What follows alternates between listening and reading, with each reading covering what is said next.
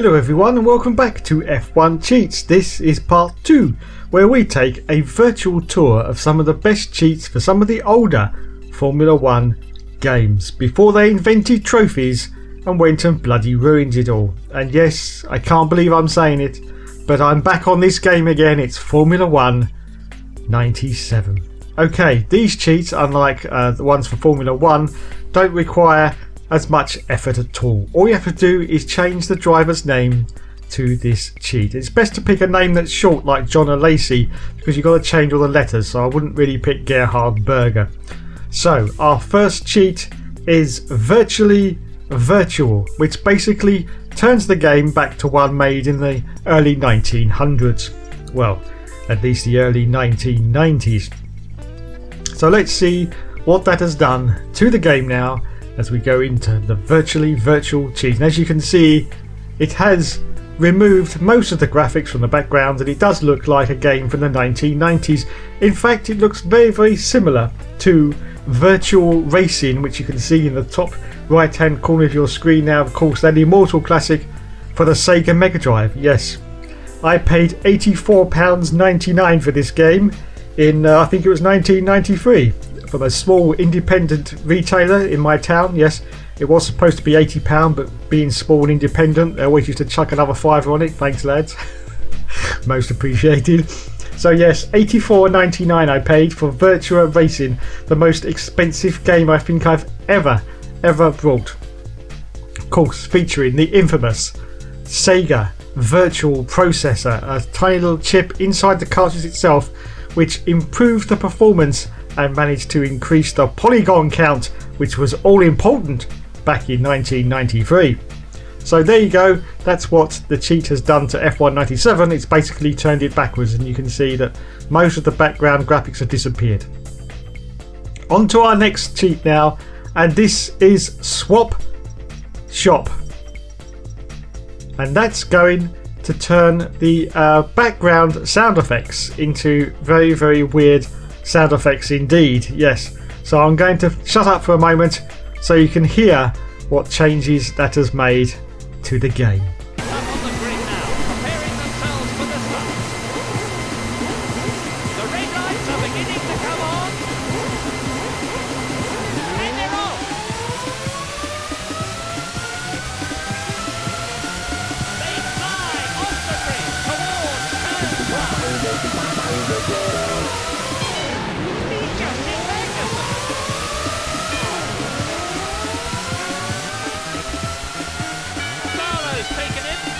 Looks like there was a coming together there.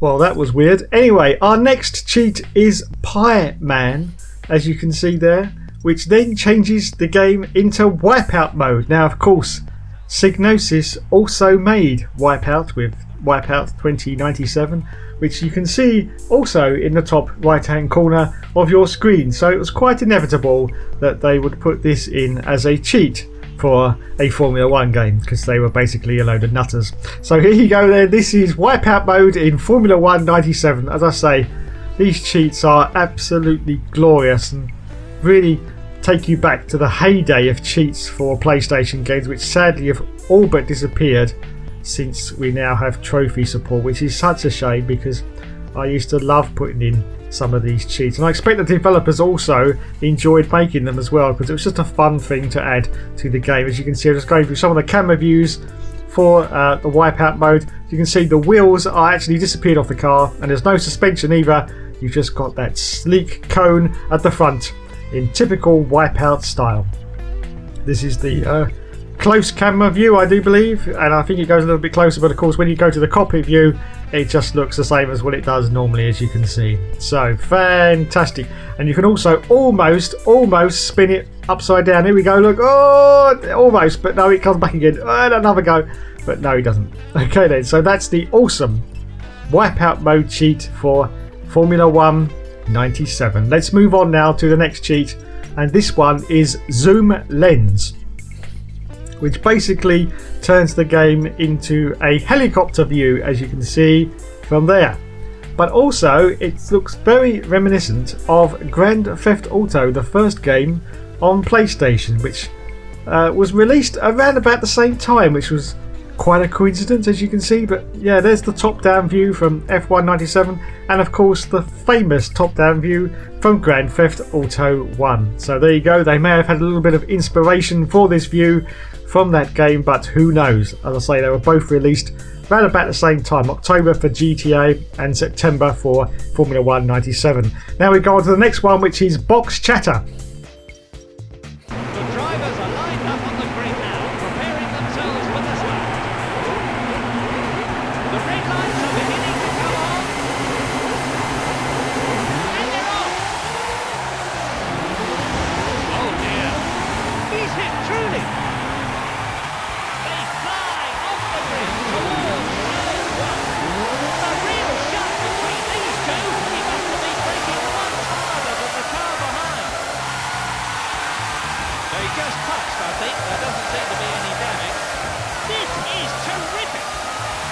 Oh my god, I was getting a little bit misty there. Yes, that was of course Murray Walker. And our next cheat is Billy Bonus, which gives us access to the 4 bonus circuits, the first being AIDA in Japan. As you can also see, the Box Chatter cheat is still activated. You've got Murray off to the left, and the right hand corner is of course Martin Brundle, who doesn't actually say a lot in this game apart from "you're right there Murray," which he says quite a lot. Our next bonus track is Adelaide, of course, which was the Australian Grand Prix, and they changed it in 1997 to Melbourne, but this is the old Adelaide circuit, and it's fantastic to be able to play this circuit still. Of course, this is left over from the original Formula 1 game. The next bonus track is Son of, which of course is reverse of Bonus, which is the old Fremont City track from the original Formula 1 games. You can see there's an advertising hoarding just above there that said Formula 1, just to give you a nod. There's not very much difference between this and the original circuit, apart from there's a few more advertising hoardings in the background promoting Bizarre Creations, of course, the developers of this game. Our next one is 60s, which of course is Silverstone in the 1960s. Look at this, absolutely glorious.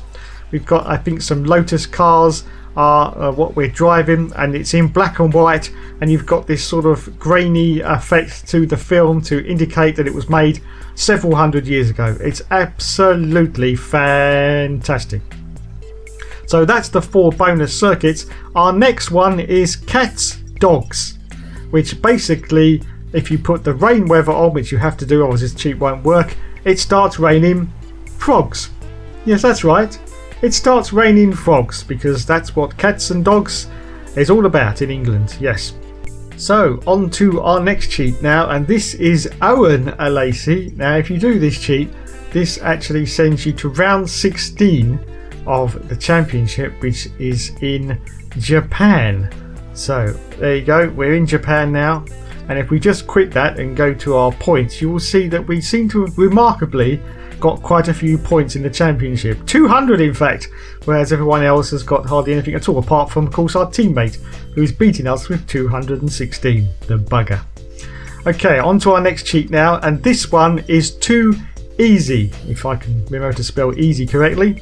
And this doesn't work in championship mode, but you have to put the cheat in championship mode. It only works in arcade, and basically it gives you first place in every single of the tracks in arcade mode, in easy, medium, hard and epic modes, and it gives you the bonus track for every level as well, as you can see.